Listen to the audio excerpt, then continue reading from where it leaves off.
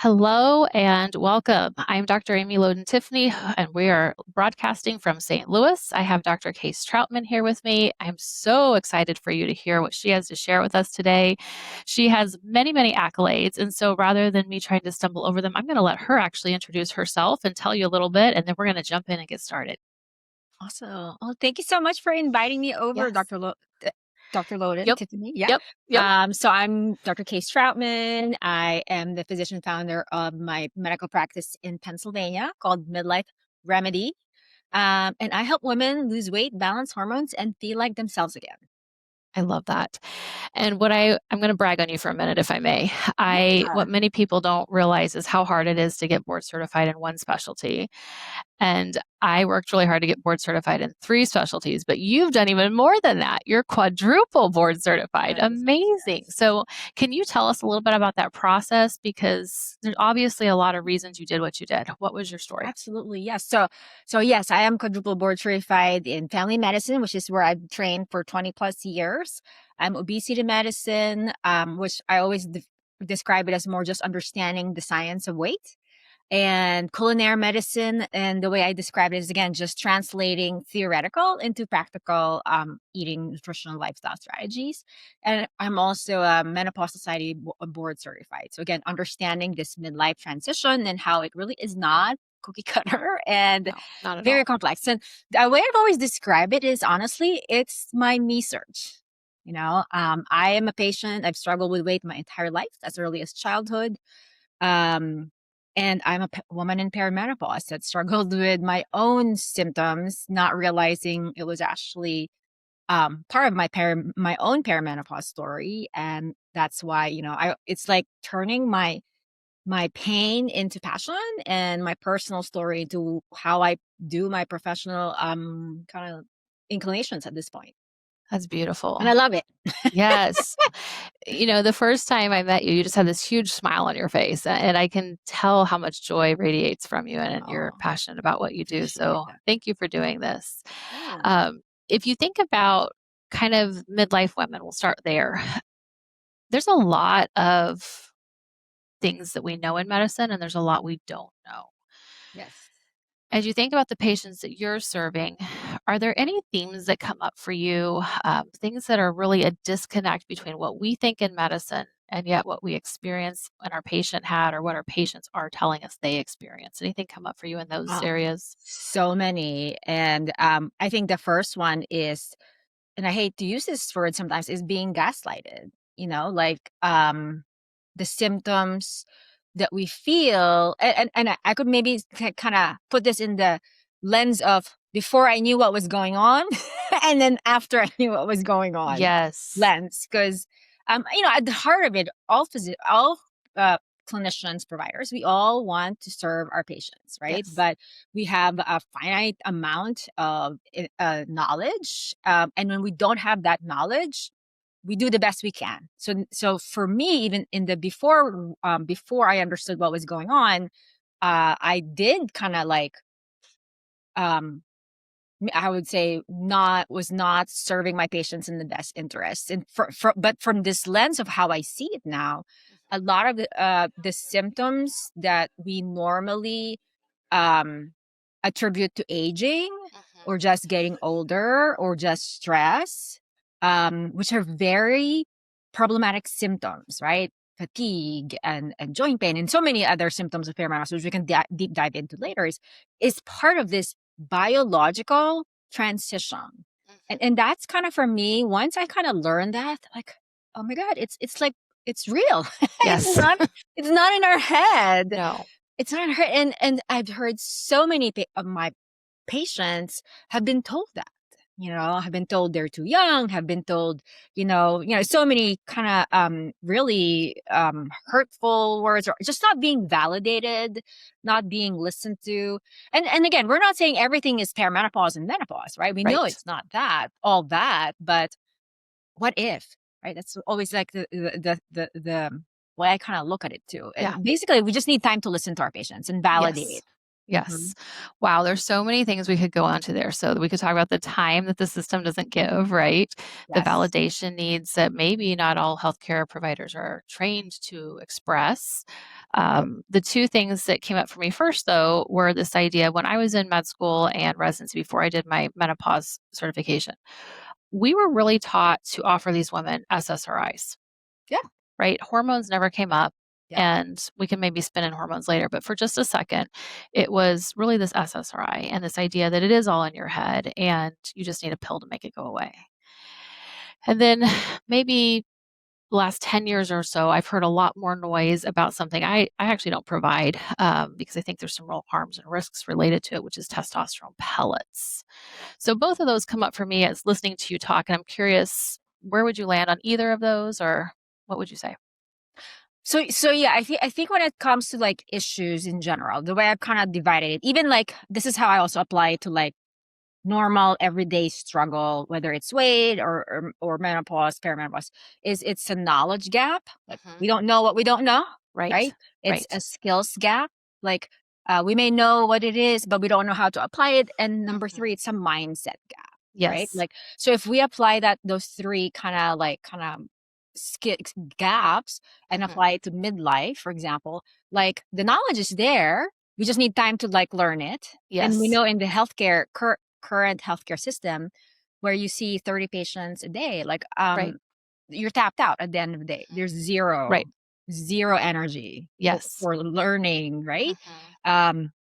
Um, and maybe skills. Maybe they know the knowledge, but they either don't have the resources to Hmm. apply it or Yes. whatever. And then mindset, it's Hmm. the information is there, right? Yes. Yes. But I know, but sometimes it is about um being aware as a clinician that maybe I didn't know everything. And sometimes that's hard, I think, Yeah. for someone who studied majority of their adult life Right. to say I didn't know everything. I don't know. Yeah. That's kind of how Yeah. I look at it in Hmm. terms of like this whole kind of issue. So in terms of the issue the second question that you had, testosterone pellets, right? Yep. Yeah. So so the how I always approach that, if I have somebody either message me on social media or kind of ask me about it, like kind of off the cuff, is first of all I kind of ask like, why do you want it, Yes. right? Because at the root of that is again, people want to just feel better.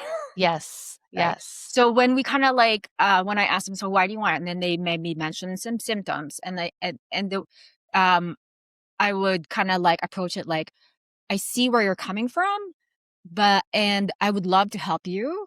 Did you know that there are options that have less risk? So Hmm. I do not prescribe testosterone pills, but I prescribe FDA approved testosterone for men that I microdose for women, or Hmm.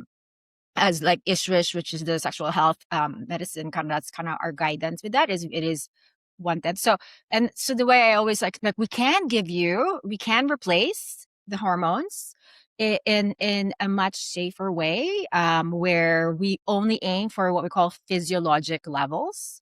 Hmm. So basically giving our body back what it has seen before and not aiming for what we call super therapeutic or just above what we normally kind of see. Yes. And that's such an interesting point too. And the reason I wanted to get into it is this whole idea of everyone sees this information, whether it's Dr. Google, Dr. ChatGPT, all the Mhm. social, right? Like, so people know it's out there, and then they come to their doctor, and their doctor just says, "No, we don't do that." Mm. And I think there's this big disconnect of, well, why? Because the information's there. So when you see that disconnect, is there anything that you would do differently if you had known this like 20 years ago? How would you have approached these situations if you'd had better training? Um, well, I think at the root of that again is like at the root of it is physicians, clinicians don't want to hurt patients, right? So I think that's why they say, no, I don't do that because I think you'd have some a sense of responsibility if you prescribe something to a person, to a patient. You kind of need to know what it's about. Is it going to be safe? You want to probably know what to monitor, right? And the reality is, a lot of doctors don't know that, Yeah. right? And if And if for us that are trained, we know that. So it's not an issue for us.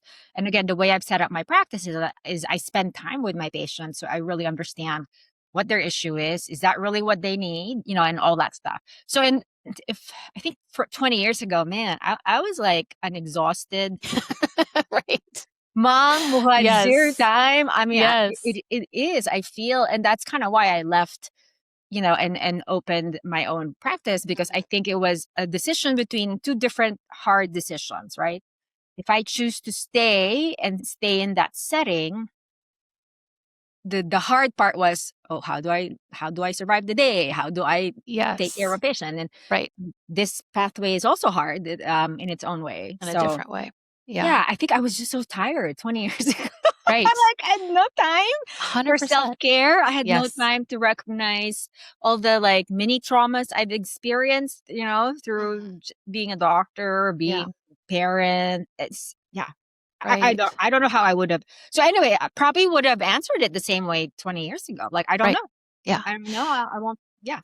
I love that you say it that way, because I think all of us have this tendency in healthcare, and specific, I think we have this tendency to beat ourselves up or regret not having done something differently for lack of knowledge. But the whole point is you didn't know because you didn't know. And I don't think that most people understand how little training you get in the different Mhm. areas of medicine beyond what you're certified in. Mhm. So there's this idea that medical schools are for everything. And so therefore you're at least know something about everything. And we would hope that's basically true. But there's a reason that we go and do focused training in our chosen specialties. And then with menopause specifically, there's an actual lot more to it that you have to do. It's not as Yeah. easy as saying, I'm a GYN or I'm an internist or family or whatever, and this is what we do. So I I have a lot of compassion and grace for the people who are trying to work in that system, Oh because my it God. is ridiculous. 30 patients a day easily for primary Plus care. inboxes. Correct. I'm like, Let's talk about that for a oh my second. God, I'm Yes. having like So PTSD remembering those times. totally. And we don't have to go there if you don't want to. I guess I was still working in that realm when the Mayo study came out that talked about how for every hour a doctor spends in clinical care, so talking to patients, caring for patients, they have 2 hours of administrative work they have to Mm, do. And how that if primary care doctors did everything they were supposed to do, they would be working more than 26 hours a day every day. right. Yeah. And so I don't think that that is understood well. Um, by those who don't work in the system. Just like I don't know how it works in other systems, right? Right. And so you chose to leave. I chose to leave. We've created a better reality for ourselves. How do you think your level of care, besides just the time you spend, what are you doing different now that you can spend more time? How is your care improved, or what are you doing that you wish you could have been doing? Anything on that topic? Yeah. I think I would start with how it affected me.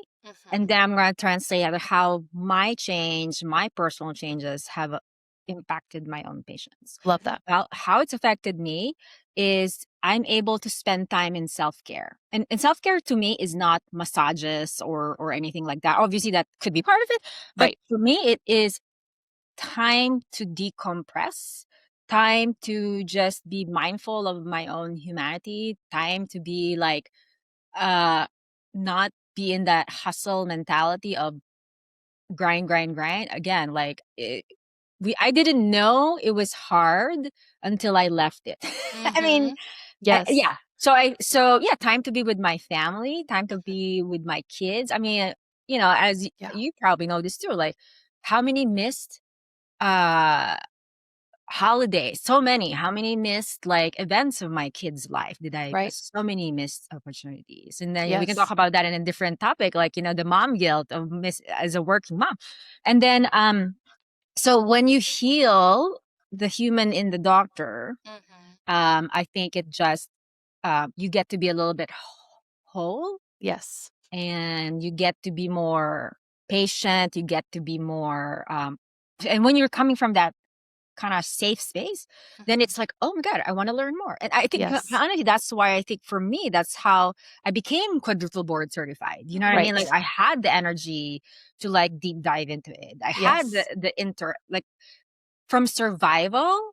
And I know that gets thrown a lot, that word, but I was totally surviving for 20 Mm-hmm. something years. Yeah. And then to just a little bit of like breathing room to actually like, oh, I'm a human. I Right. can actually, so yeah, so that is what led me to being quadruple board certified. That is what led me to be prioritize my health, and Yes. and then learn more than just here's a prescription. Learn about, okay, how do I eat, how do I work out, how do I address stress, how do I address sleep. So because I gathered that knowledge, the impact to my patients is tremendous. Yes. I coach my patients, like Mm-hmm. the trauma, really the self-empowerment coaching, which is huge. Yes. um they get to my knowledge, right? I get to give it my knowledge in a way that they can understand. And Mm-hmm. and again, just being in when I'm whole and complete, Mm-hmm. and I can show, it's much easier to give Yes. Yes. of Because yourself. you're giving from abundance and not scarcity. Yes. Yes. Yeah. So Yeah. that's where the people that still are like seeing 30 patients a day, I think they're just like, right? Like so much closed energy. Right. How can, Yes. and then, yeah. So for Yes. when we're in where we're at, yeah, so much more to give Mhm. and willing to give. Right. Yes. Yeah. I love that. Some of our listeners may not have heard yet. There was a pretty big shakeup announcement from the FDA in the last couple of weeks about the black box warning in estrogen. Has that trickled into your practice at all? Or are you hearing much noise about that yet? Yes. I mean, it hasn't really affected how I practice, to be Mhm. honest, because that is how I Right. tell my patients Yeah. about it. Same. Right. I would say it has, certainly gone the social media route, and a lot more patients. I think it's a good thing, right? Because it does kind of um, maybe take the fear out of some patients who were maybe hesitant before, Hmm. to even think about it. Yes. Yeah. But Yes. at the end of the day, it really does. I mean, it has to be, and I know, you do this too, like a Yes. nuanced, Right. personalized risk benefit discussion for 100%. everyone. Yeah. Yes. Yeah. Yes.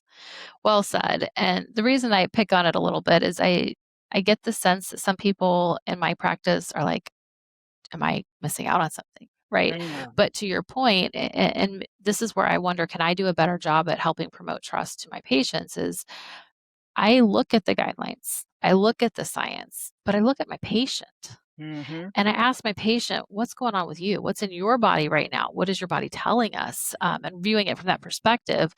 And so as when I wear my patient hat and I think about how rushed the visits are and how I'm treated, even though these people usually know I'm a physician, it bothers me tremendously because I feel like that's not necessarily, that's probably how everyone's being treated, right?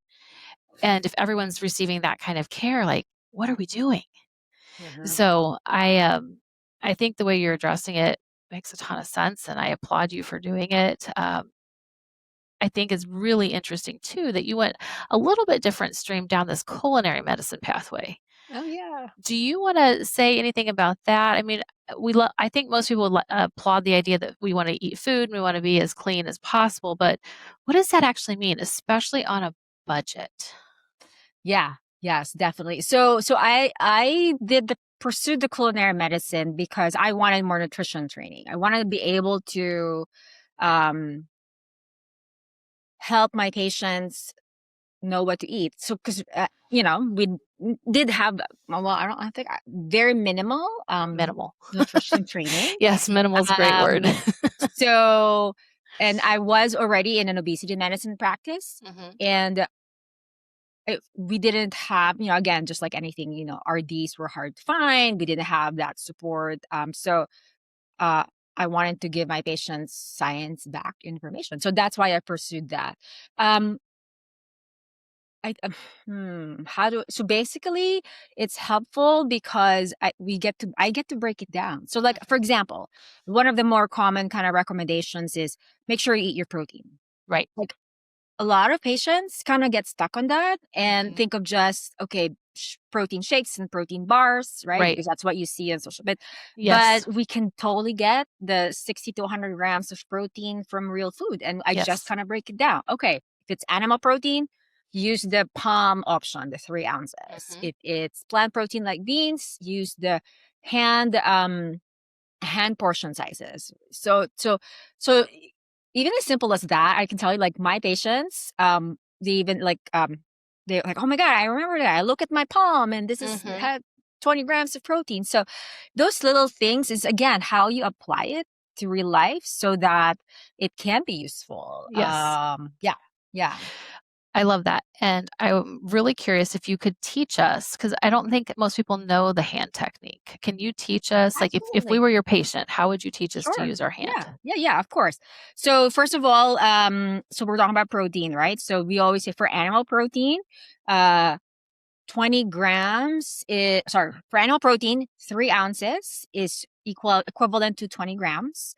So I don't normally have my patients weigh their food because for some people That's a that's a lot. little PTSD a little bit, triggering, Mhm. especially in patients that have struggled with weight their entire life and have been told Yes. to diet as early as 11 years old. Oh my gosh. So to me, so the hand portions are a good way of doing it. So anywho, so what one palm, so just the palm without the fingers. And Mhm. you need to look at not just the the size, but also like the what do you call this? The lateral portion. So Mhm. width and height, I guess. Okay. It is roughly um 3 ounces, which is 20 grams. So the other the other way I showed is like a deck of cards, right? Okay. So that piece of chicken, that piece of fish, that piece of beef is roughly 20 grams. So if we want them to have a minimum of 60 grams, hey, have the deck of cards for breakfast, lunch, and dinner. I mean, that's like Yes. nobody eats Right. chicken for breakfast, but just Yeah. a thought, right? And then if you want to have visualize like a cup, so usually I always say like a cup of fruits. Mhm. So that would be like close your fist. That's roughly a cup. Mhm. Now that's usually for women's hands. Men's hands are a little bigger, so I always use a woman hand option visual. Yes. And if you have like a cup, I'm sorry, Mhm. your palm, if you cup it, kind of like Mhm. you're filling it up, that's Yes. roughly half a cup. So I always reference it for like the beans. So half a cup of beans is roughly 8 grams of protein. Again, they're not going to be all 8 grams, right? So Right. it's just like a guesstimate. Roughly. Yes. And then so nuts would be another one that's filled with protein. So your index finger from the knuckle to the tip, that's roughly 1 ounce. Mhm. So that's 1 ounce of nuts. It's around Mhm. 5 grams. So yeah. Love that. Yes. And I think there's times when people know little bits of pieces, but thanks for showing that because I don't know that that's consistently easy, accessible information in everyone's communal memory Yeah. of what Yep. to do. Mm-hmm. Mm-hmm. The other thing I run into when I'm talking about with nutrition on people, I didn't do culinary medicine, I did lifestyle medicine, but there's a substantial amount that's nutrition, right? And Great overlap. I mean, exactly, exactly. One of the things I liked about it was this idea of healing yourself naturally where you could in your mhm. habits. But when it came to nutrition specifically, I got the sense that, and I think this is real for a lot of people, is fresh fruit and vegetables can be very expensive, especially in food deserts, right? Places where there's not easy access to them. Yeah. And it became a frequent topic between our colleagues. Like, it's not enough to say fruits and vegetables, right? As we're heading into winter and there's now we have tariffs and there's more pricing structures that are affecting cost. When is it okay to switch to canned foods or frozen fruits and vegetables? And that's a question I get a lot in my practice. Do you run into that, or what would you say to someone who Yeah, I use has that? frozen stuff all the time Yeah. personally, Yeah. and that's actually what I tell my patients. Hmm. Go get some frozen spinach and you use it in your smoothies or put it Hmm. in soups or Yes. all that. I personally use the frozen fruits myself, Yes. like as a Right. snack actually, and in the smoothies. Um, yeah.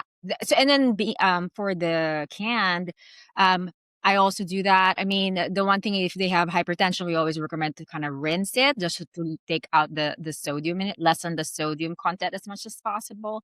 Yeah, I'm a big fan of frozen stuff because especially in this day and age, I don't know about you, but in our house, let's say we buy a fruit and then my kids go in spurts. Like they eat Yes. it and then they stop. Yes. So we It's buy it more maddening. and then they eat it and then we buy it and nobody eats it. And they So it's like brought, goes to waste. So yes. I've actually gone, if it's like, I've learned my lesson with my own children that okay, nobody's eating it. I'm gonna like chop it up and freeze Uh-huh. it. So Love that's what that. I do too. Like even with like frozen veggies, if it's Yes. like bell pepper that's gonna go not when it's bad, but like nobody's Right. eating it. I chop Yes. it up and I put it in the freezer, and then I use it for omelets or any. Yep. So Yeah, soups. I think that's a really good point because most things that are frozen are flash frozen in their Mhm. peak Yes. health, right? Yep. So the And if nutrition is we there. Yeah. correct, Hmm. and the canned, I agree with you. I tell people I don't care what it if it comes in a can or a plastic container, rinse it. I don't care what it is, just rinse it. Uh, I don't have a problem with people using those, especially this time of year when people are more budget aware because things have gone up so much. It's not the peak Yes. growing season. So that's really helpful. I want to switch a little bit and go back to the midlife women part. And as I think about nutrition, I find a substantial number of our patients in the 35 to 55 age range, female patients, they'll tell me, I'm not doing anything different, but now I've got this belly. Mm. And it almost feels like this apron or this tire around my lap, and I can't get rid of it. And I've never eaten, differently. I haven't exercised differently. My sleep's good, and yet I still have this. They don't want to do hormones for a specific reason or other. They don't want medicine. So, what would you tell that person? How do you help shepherd them through that conversation and what they can do holistically? Absolutely. So the first thing I would always say is, again, I validate the patient's experience because it is true. And we know that, right? So there's Yes. this the SWAN study with women across the nations, where they looked at perimenopausal women through the years and up to menopause, and saw that there was a decrease in muscle mass Hmm. and there was an increase in fat mass. So simply by, so we know that to be true, but a lot of people don't know that, right? So I always Yes. say, yeah, I totally hear you. You're absolutely right. Let me show you this study that Hmm. validates what you're saying. Okay. Hmm. So now we're on the same team, right? Because I Yes. believe her. And I really do. This is not like Right. faking it. This is really Right. true. And again, and again, multiple studies have shown that the fat doesn't distribute everywhere. It doesn't go where I want it to go. It goes where I Correct. don't want it to go, which is Correct. visceral fat. And we Yes. do know it is that visceral fat that is metabolically unhealthy, so to speak, Right. and creates that increased risk for diabetes, heart disease, et cetera, et cetera. So I always just show my patients this is real, this is why, and you're not imagining it. And then I go over my 4M pillar path or plan, so which is meals, movement, mind, and medicine. If they choose not to utilize medicine, that's okay because we still have the three pillars to kind of Hmm. talk about. So in that situation, we start with the science. So what's the science? We lose muscle mass, we increase visceral fat. So right there are 2 points of issue that we can address. So losing muscle mass. So Hmm. if that's the science, we lose muscle mass. How do we change that? Because we Right. still absolutely can change it, right? That's Yes. not a destiny. Right. That's not set in stone. So from a meals perspective, we just talked about making sure we hit our protein. Right. From a movement perspective, love cardio, but let's also give time for strength training because both are Yes. equally important. Right. And the way I always say it is what do you want to start, right? Hmm. I'm only, so we know strength training is definitely helpful, but if somebody comes to me and says, I haven't worked out in a while, but I used to love walking. Hey, let's start walking. Let's start with Yes. that. Let's start Yes. with what you want, so that becomes your new identity, and then we can layer on the strength. And then the third pillar is mind, and under mind, that I divide that into sleep, stress resilience, and then mindset. So Hmm. and actually stress resilience and mindset kind of are the same. um you know there's always two things. So we all have stress, right? And I always tell my patient, the goal is not to eliminate stress, the goal is to have a way to handle it. And Yes. there's two things that's always in our ability, is in our power, Hmm. regardless of the circumstance. And I'm being very respectful. Everybody has their Right. own story, their own circumstance. But regardless of any circumstance, there's two things that's always in our power as human beings to help us with stress. The first is the power of breath, Hmm. and the second is the power of our words, how we talk to ourselves, and that's kind of Yes. what it is. And but yeah, I mean, and again, that would be the three kind of lifestyle pillars I would Hmm. kind of Yeah. talk about. And then same thing, I never push, but I also show like hey, this is the science on like, Right. you know, anti-obesity medicines, Mhm. GLP-1s. This is the science on hormone therapy, right? Yes. So, yeah, that's kind of how I would kind of approach that. That makes so much sense. I love the easy way you lay it out for us, right? These are the 4 areas. This is how we break down each area, knowing that we probably won't hit all 4 at the same time. We'll do one at a time, get it right, and then go to the next one. Absolutely, one at a time. Yes. Again, the brain will resist too Uh-huh. much. Yes. So to me, it's all about, hey, this is the general idea. What's the first step that you can do? And that's what we're going to work on together. Love that. So, switching to the other side, that 4th area you talked about would be medicine. And we've hinted at this a little bit. The question I find comes up the most, whether it's the GLPs or the hormones, is what happens to me when I stop taking them? Hmm. And how do we know that if I take them, I'm not going to be back in the same place I am right now?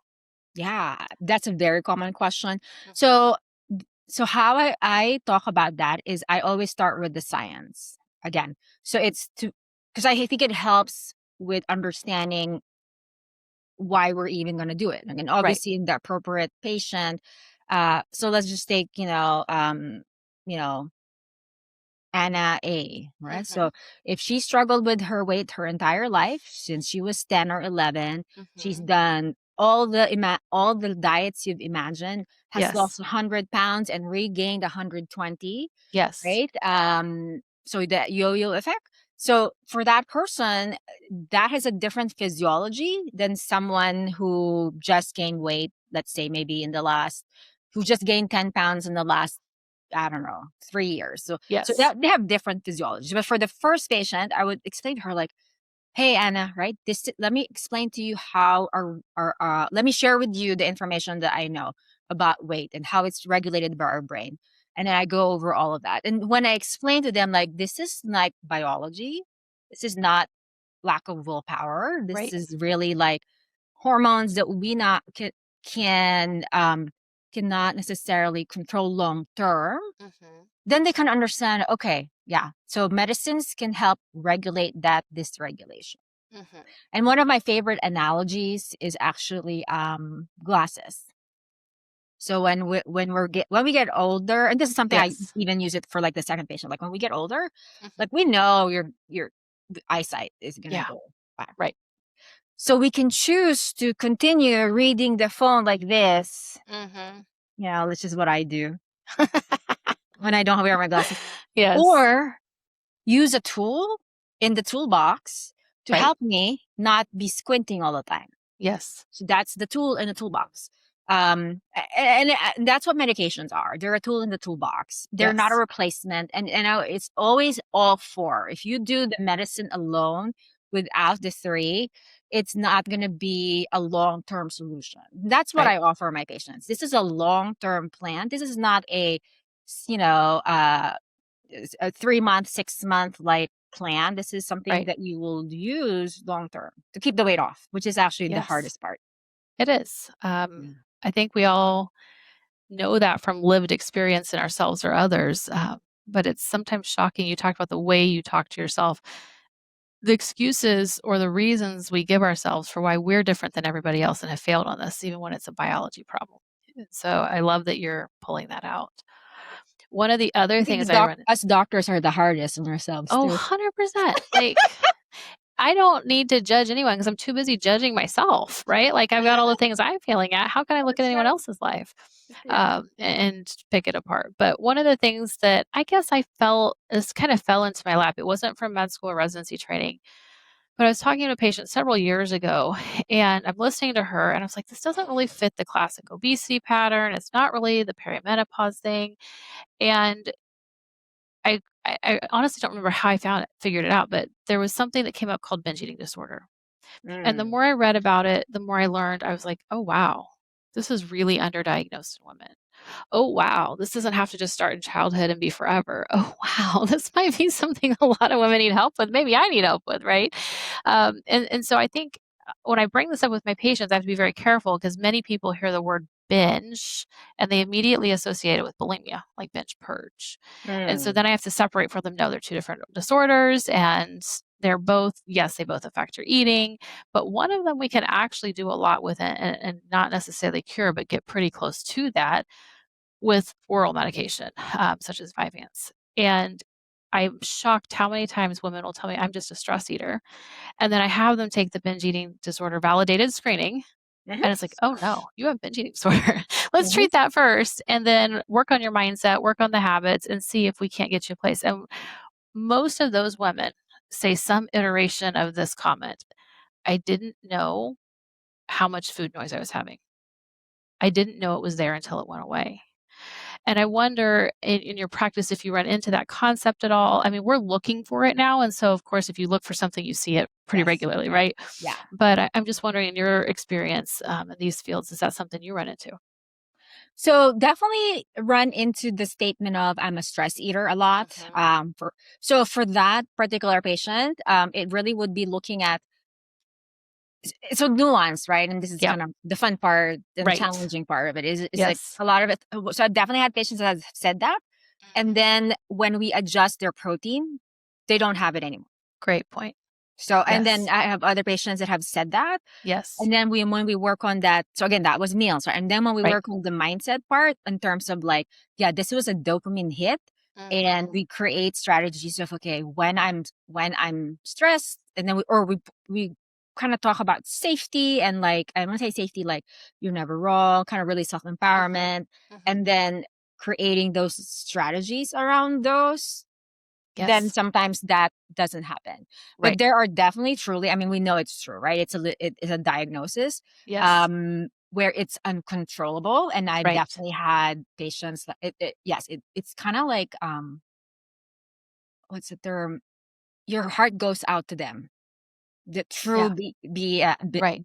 it's like, oh wow, yeah, it's Yeah. affect it's yeah. Anyway, so yes, it's very real. But I before I would kind of deep dive into those kind of Mhm. first. Yeah. But it's very real, and the medicine definitely helps. Yeah. Because again, it's biology. I mean, Right. it's a brain dopamine regulated Yes. dysfunction, right? Kind of like Right. everybody's brain is just different. It Like is. how It boring would is. it be if we all have the same freaking brain? That would not be Correct. a fun place, Correct. you know? No, So, not at all. yeah. No, So tying that's it great. back to biology, I think is Mhm. always helpful. And I'm sure that's, Yes. I think that's Yeah. how we all do it, you know? Yeah. No, I think that's well said. So thank you. Let's shift and talk about some tensions you run into. What are some frustrations that we haven't talked about? And it could be with the healthcare system. It could be with your lived experience of trying to provide care where insurance denies care. I'm just making these up. Where are some areas that you would say in your lived experience as a physician is really frustrating? There's a tension between what's real and what you have to do or provide and what the patients Oh expect. my And how do we gosh. bridge that? Yeah. I mean, obviously the first thing is insurance, right? Mhm. Like, I mean, well, that's gonna be like a 2 hour debate. Yes, For one, that's different a day. barrier. We all know that. I mean, Yes, everybody and their, everybody who's not living under a rock knows what insurance is, the right. barriers that it can kind of Yes. give. I mean, even for menopause treatment, Mhm, I have mhm. patients that it's not covered. I mean, Right, it's like generic. It's right. a, so anyway, I mean, thankfully there are. It's not at least the hormone therapy options. They're Mhm. generic, so it's not Yes. like $1,000, right? Mhm. I think honestly, the struggle lately that I've kind of been noticing is mm, when, well, and again, I prepare for it. So is really when patients are being told by other providers Yes. that, oh, you're on estrogen, progesterone, and testosterone. That's bad. Yes. Yes. So I You're know poisoning that. yourself. What's that? You're poisoning yourself. Yes. So I know that the other clinicians would say. So I always tell my patients in the first visit Mhm. that I'm taking all this time to educate you because Yes. I want you to be aware that number one, this is all based in science. Number Mhm. two, nine there will be a lot of clinicians Right. that will not understand this. There'll be some that will, and they're okay with Yes. it, but majority will like question you. Why are you taking Right. that? So so that would be and again, this is because of a recent situation. Mhm. Yeah. So that was kind of like and I'm upset for them, basically. I'm not Right. upset for myself because I Right. know I'm standing on science, and I know Yes. anything that is hurled at me, I could give them a Yes. journal. I can give them, and not just random journals, but Right. American Heart Association, Right. American High College of quality. Orthopedics. Yeah. So, but I'm just kind of like feeling for the patient, right? Yes. Because they're like, well, mine, well, I should say, like, I don't think my own patients experience this in the sense of like, they don't know who to trust. They do know because I spend time to talk to them, but Right. I've definitely seen some, acquaintances that kind of like curbside me and say, my Yes. doctor said this. And I just like, "Oh, that's not true. Like, Right. that's not Right. true. Like, Right. so I feel for those that are being told incorrect things. Mhm. And even Right. for weight, honestly, Yes. it's like, oh, that shot is horrible. I mean, like, it's Mhm. not, it's Right. like, so yeah. So, well, I think the weight and midlife, right, is such a huge intersect, in Totally. terms of like what it's going through. Yes. Yeah. I find it frustrating, in those same kind of situations you're describing where there's obviously a disconnect, and neither side necessarily has the time, the energy, the space to pick up the phone and say, "What are you doing? Like, why are you doing this? Teach me," right? And neither did I when I had 3,000 patients. I would Oh, never bother, no, right? You no. couldn't because you were surviving. But now it's almost it's startling and funny when it happens because 'cause I'm like, "Oh, yeah, I have to put myself back in their shoes." I Mhm. didn't know it either, and I had to learn it. So in this one little tiny area, I'm just a little bit further on the path than they are, right? And so how can I respectfully give them information without making the patient feel like one of us doesn't know what we're doing? Because that destroys trust for Yeah. both relationships. And I haven't figured out the perfect way to do that. So when you figure that out, please teach me, okay? Yeah. But Yeah, I what mean, I don't know how to broach. Mm-mm.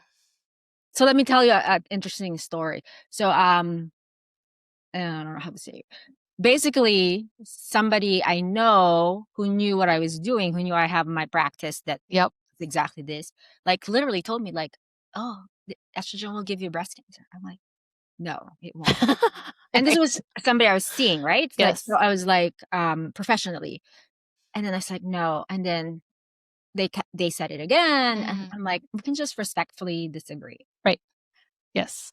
So, and I was sharing that with some other colleagues, and it's like, if that's what's being told to me, Correct.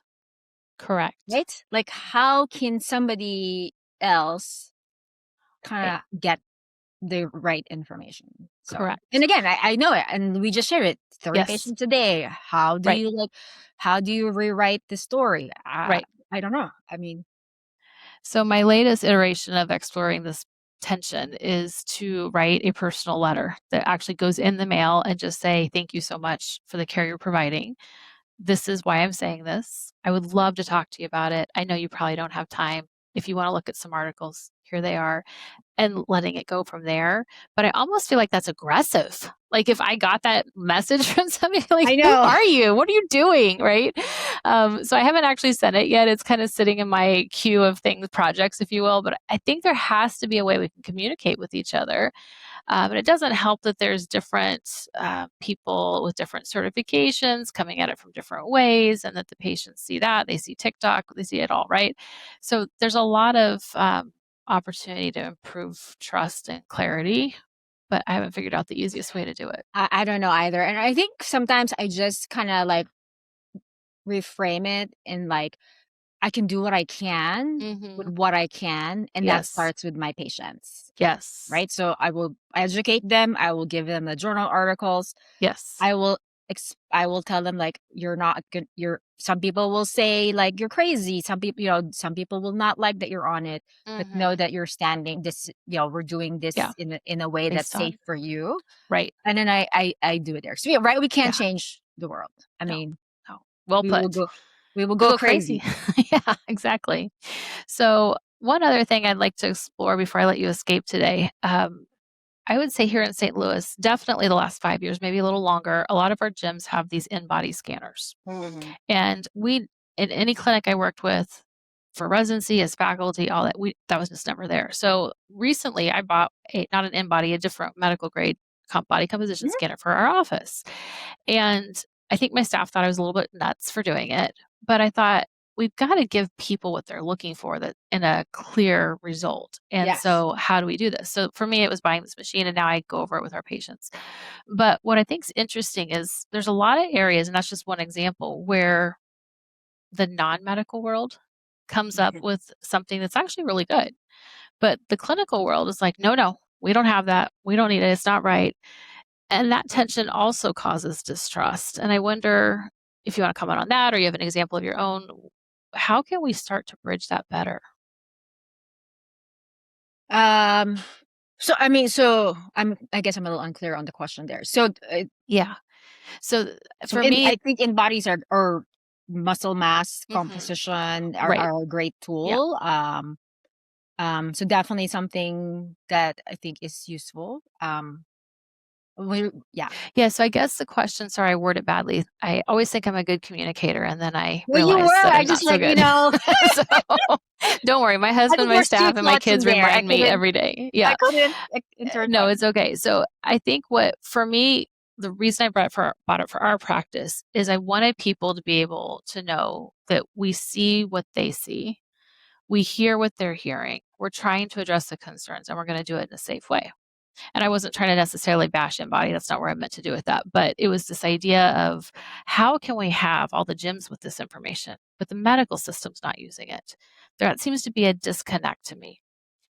Oh, you mean the regular primary care doesn't have like Right, this? exactly. Someone who Gotcha. I hasn't see your point. intentionally done it Yes. for their like, it's Yeah. such easy information. It's good Yeah. information.